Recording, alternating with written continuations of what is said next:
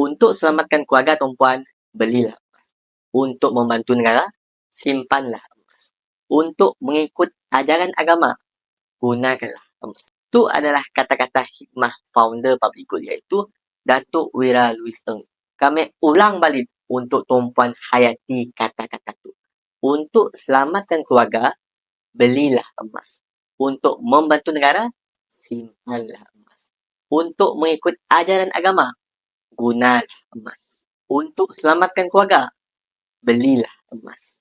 Ayat tu sesuai dengan pengetahuan emas adalah insurans kekayaan dan simpanan emas tu adalah aset di luar sistem keuangan. Jadi, munlah terjadi apa-apa musibah kepada ahli keluarga, contohnya meninggal, jatuh muflis ataupun terpenjara, emas fizikal tu adalah bot penyelamat untuk tuan-puan di mana tuan-puan boleh jual tanpa kawalan sesiapa untuk hidup.